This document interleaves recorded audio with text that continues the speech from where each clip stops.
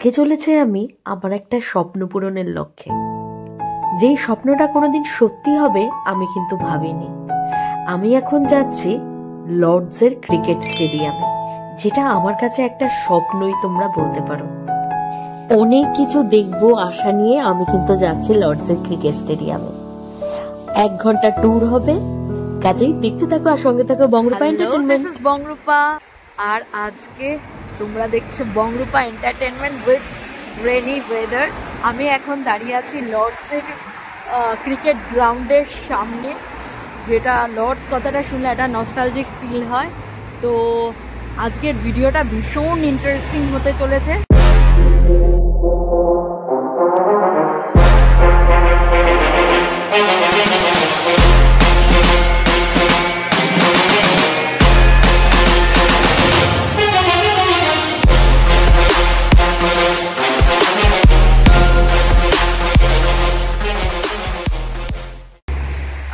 দেখা যাক কতটা কি কভার করতে পারি, দেখতে থাকো আর সঙ্গে থাকো বংরূপা এন্টারটেইনমেন্ট। কিন্তু ঢোকার সময় মনটা ভীষণ খারাপ হয়ে গেল, কারণ আমরা জানতে পারলাম এখানে কিন্তু ভিডিওগ্রাফি একদমই স্ট্রিক্টলি বারণ। তা বারণ আছে ঠিক আছে, কিন্তু বংরূপা তোমাদেরকে দেখাবে না, তাও আবার লর্ডসের ক্রিকেট স্টেডিয়াম, এটা কি করে সম্ভব? তাই চুরি করে গাইস, চুরি করে ভিডিও করছি। জানি না ধরা পড়লে কি হবে। অনেকে অনেক কিছুই তোমরা কমেন্ট করে বলতে পারো, বাট এটা আমার মনে হয়েছে তাই আমার নিজের খুশির জন্য করলাম। আমাদের তো গাইড আসার আগেই একটা মিউজিয়ামে ঢুকিয়ে দেওয়া হলো। এবার বলা হলো যে মিউজিয়ামটা ঘুরে ঘুরে দেখতে। তো চলো মিউজিয়ামটা এবার ঘুরে দেখি।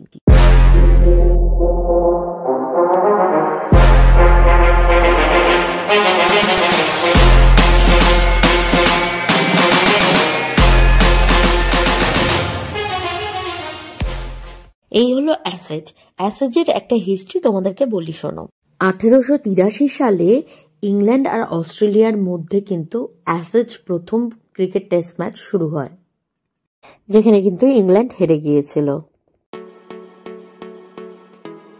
আর এই দেখো সেইন ওয়ার্ন, গিলক্রিস্টের মতো সমস্ত ক্রিকেটারদের প্যাড, জার্সি এখানে কিন্তু রাখা আছে। এই হচ্ছে গায়ে কাটা দেওয়া সেই লোমহর্ষক মুহূর্ত। আমাদের ইন্ডিয়া, ভারতবর্ষ প্রথম ওয়ার্ল্ড কাপ জিতেছিল ক্রিকেটে, সেটা কিন্তু এই লর্ডসের ময়দানে। আর সেই ওয়ার্ল্ড কাপের সামনে আমরা দুজন, আমি তো ভাবতেই পারছি না। আর এই কাপটা কিন্তু অরিজিনাল, আর রেপ্লিকাটা আছে আমাদের ইন্ডিয়াতে।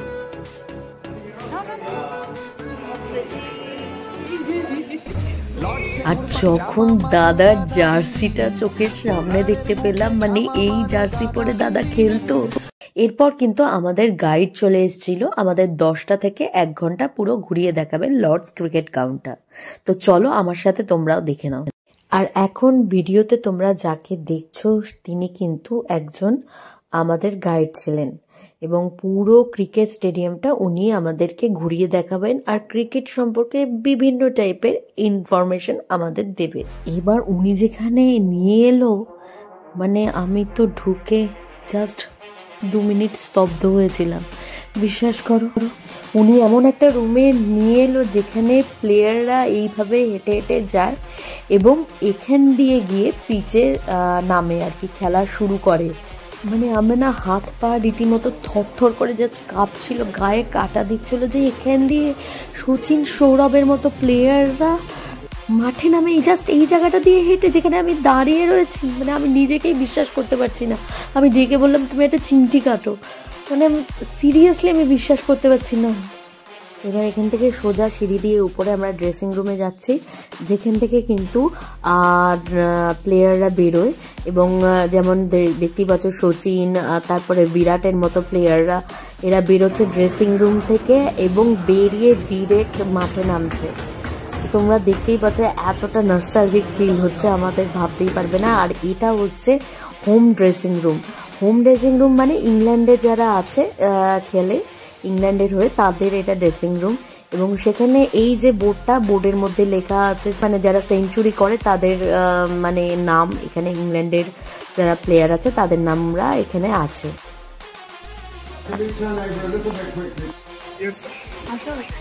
আসো আসো আসো। হ্যাঁ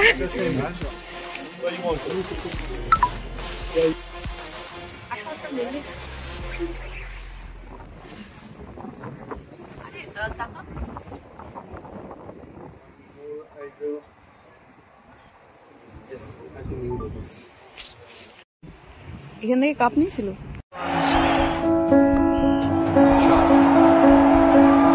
Not so good. Beautifully caught.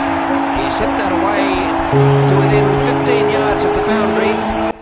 আমি ডাবিং করতে করতে বিশ্বাস করে আমার চোখ দিয়ে জল চলে যাচ্ছে। এই হচ্ছে কপিল দেবের সেই ব্যাকে গিয়ে সেই ক্যাচ রিচার্ডের সেই 1983-তে কপিল দেবের কাপ পাওয়া। তুমি বুঝতে পারছো তোমরা? আর এখানে আমরা দাঁড়িয়েছিলাম, ওই যে ওটা হচ্ছে সেই ব্যালকনি যেখানে কপিল দেব কাপ নিয়েছিল।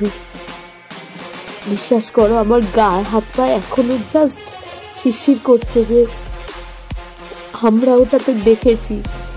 হ্যাঁ, আমরা ওটা দেখেছি।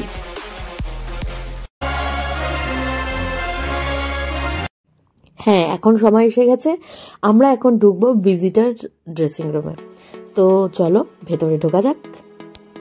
এই হলো ভিজিটার ড্রেসিং রুম। বাইরের কান্ট্রি থেকে যারা লর্ডসের মাঠে খেলতে আসে তাদের জন্য কিন্তু এই ড্রেসিং রুমটা অসাধারণ। আর এই যে বোর্ডটা দেখছো সেখানে কিন্তু বাইরের কান্ট্রি থেকে যারা লর্ডসের মাঠে এসে সেঞ্চুরি করেছে তাদের নাম কিন্তু এখানে আছে। এই যে রাহুল দ্রাবিড়ের নামও কিন্তু এখানে আছে, যেহেতু 100 করেছিল। গাঙ্গুলির নাম কিন্তু এখানে আছে, যেহেতু সেঞ্চুরি করেছিল 96-এ। আর এই সিটটা কিন্তু সচিনের। 2002-এ সেই যে ম্যাচ মুম্বাইতে হয়েছিল যেখানে 5 রানের জন্য ইন্ডিয়া হেরেছিল, আর সেই হারের পর যখন ফ্লিনটফ এইভাবে তাদের জার্সি খুলে ওড়ালো, সেইটা দেখে কিন্তু আমাদের দাদা মানে সৌরভ গাঙ্গুলি রীতিমতো আপসেট হয়ে পড়েছিল এবং উঠে ড্রেসিং রুমে চলে গিয়েছিল মুম্বাই স্টেডিয়ামে। তখন আমাদের সবার মনে ভীষণ ভীষণ দুঃখ হয়েছিল, আমরা খুব আপসেট হয়ে পড়েছিলাম। কাট টু 2002 লর্ডসেস ক্রিকেট স্টেডিয়াম, যেখানে খেলা হচ্ছে আবার সেই ইংল্যান্ড আর ইন্ডিয়া, এবং লাস্ট সেই বলে Full toss. They go for the signal this time. A throw and a miss. They're going to get back for 2. India are home. Lords goes wild. Zahir Khan punches the air. Mohammed Kaif is going down to celebrate with his fans. Zahir Khan and Mohammed Kaif have done it. The tension's relieved in the... এখন আমরা দেখব সেই balcony যেখানে 2002-এ জেতার পর দাদা ইংল্যান্ডের হারিয়ে ইংল্যান্ডের মাটিতে জামা উড়িয়ে এসেছিল। আমরা দাঁড়িয়ে ঠিক সেই ব্যালকনিতে, যেই ব্যালকনির ডান দিকে দাদা দাঁড়িয়ে জামা উড়িয়েছিল। তো বুঝতেই পারছো কতটা স্পেশাল এই জায়গাটা, মুভমেন্টটা সবটাই আমাদের কাছে।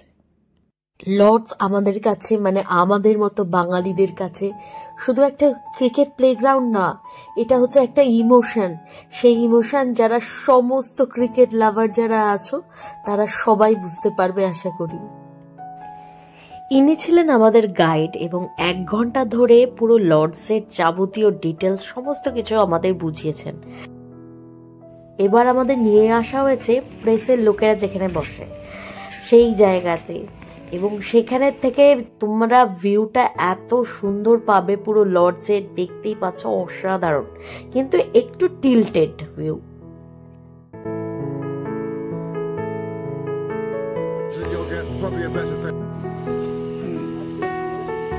তাহলে তো আরো ভালো করে video.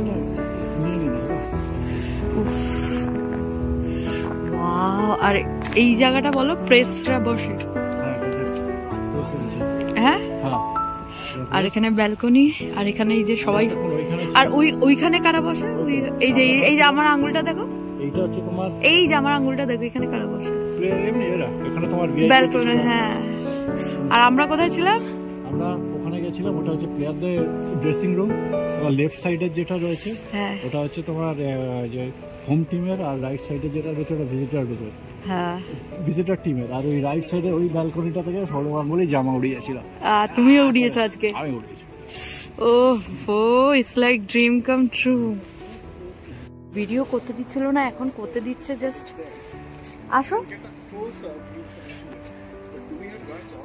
It's like dream come true, right? আমার তো বারবার আমার খালি কান্না পাচ্ছে আজকে, যে একটা হিস্ট্রি ক্রিয়েট হলো আমাদের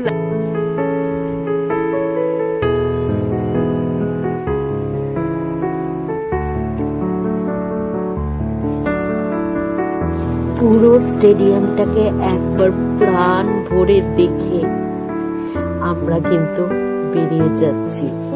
আর বেরিয়ে যাচ্ছি শুধু খালি হাতে না গাইস, বেরিয়ে যাচ্ছি অনেক অনেক আনন্দ, অভিজ্ঞতা আর মজা নিয়ে, যেটা সারা জীবনেও আমি কোনো দিনও বলতে পারবো না। তো ভিডিওটা কেমন লাগলো অবশ্যই তোমরা জানিও। যদি ভালো লেগে থাকে তাহলে প্লিজ লাইক শেয়ার আর সাবস্ক্রাইব করে দেবে। এক্ষুনি ধরবে আমাদের। টাটা, বাই বাই। কারণ তোমরা জানো ভালো করে কিভাবে আমি ভিডিওটা করেছি। তো দেখা হচ্ছে নেক্সট ভিডিওতে নতুন কিছুর সঙ্গে। আপাতত বাই।